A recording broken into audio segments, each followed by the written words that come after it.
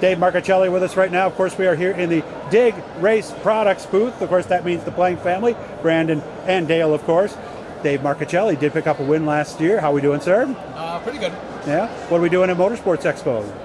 Just wandering around, socializing, looking at cars. Okay. And you're not here? Your car is not in the... I haven't seen the whole building yet, so... No. I mean, my car's pretty much all together, but it just wasn't nice enough to put in here. Oh, I mean, okay. I use a lot of older panels to save money and stuff like that because everything's so expensive. So I called Jeremy, told him about it, that, it's just not nice enough for him. Gotcha. So how was last season? We got a win. Last season was like hot and cold.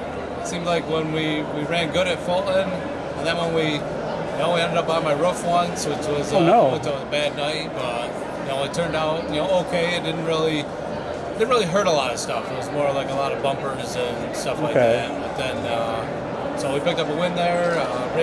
Was running consistent and stuff, and then just when we got the car really good, I decided to hit a Uke tire and just never got it dialed back in. Seriously? Towards the end of the year, and kind of struggled a little bit, and then.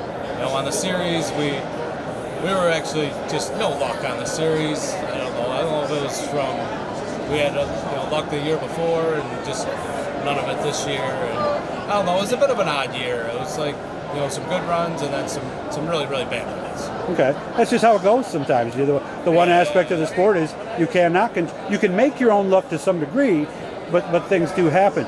Did you find something when you went through the car as to maybe why it fell off there after you had the U tire? No, I don't know. Never really figured it out, and then we just it was the end of the season was over and stuff like that. So I don't know, but something maybe got a little bit knocked out of whack. I'm not sure. We changed a lot of stuff, but the wreck happened towards the end of the year, so there wasn't a lot of races afterwards. Okay. And sometimes just when you just think you got something figured out, you go back the next week and the car's shit. Amazing how it does that, right? Yeah, you think you got it, and then no, you don't. Racing is such a humbling sport that 1 minute you're up and then the next minute you're down. So it's tough to kind of keep your head in it and your confidence up. What I've learned with modified racing is that your confidence gets killed so bad sometimes. It does. And sometimes I just wonder why I do it.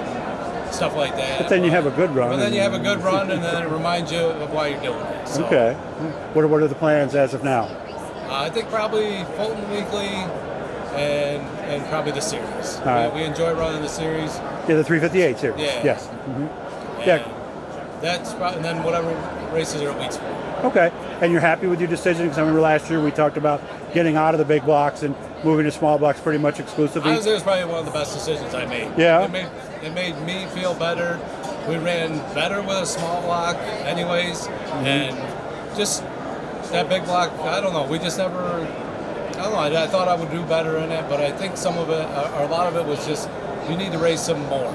And true. Especially consider who you race against, right? I wasn't racing it weekly, And you go to a series race against the best modified drivers, and you expect to run good, but with only racing it, a couple times a month, it's just, I don't have that talent to be able to do that. So well, you got to be fast early too. So if you're 30th after time trials, it's going to be tough. It's going to be a tough day. Most likely, you might as well just load up. Yeah. But the sport has changed so much with technology and stuff like that. And I can't even keep up with it and stuff. So ever since it seems like I've worked with Dig, has improved our consistency and running better and stuff like that. But I think some of the best know that. It's hard to keep these cars dialed in. It is. You have a setup that works good for a couple of weeks, then you go back and then you're struggling. So it's, and you might have a bind, you might have something small. Man, just like the sportsman on bars, we find something that would work, and it would work all year. Really, and that was everywhere we went. So with these coils and everything, cars are so much more complicated, and it just seems like that sweet spot is hard to hit, and then it's hard to hang on to. Yeah, that's what I've heard. Sweet spot's a lot smaller, and then you can just all of a sudden have exactly the same tire pressures, everything, and oh man, it's not working anymore. I don't know, it's weird. It'll drive you nuts. I hope things go well for you this year, and hopefully we'll talk to you soon about the first win of the season. I hope so. Thank you. Again, guys, make sure to subscribe, turn the likes on, leave a comment. Again, David, you've been doing this stuff with me for a long time, even back in the Doug's Dirt Diary days, so thanks for all your participation. Yep, no problem.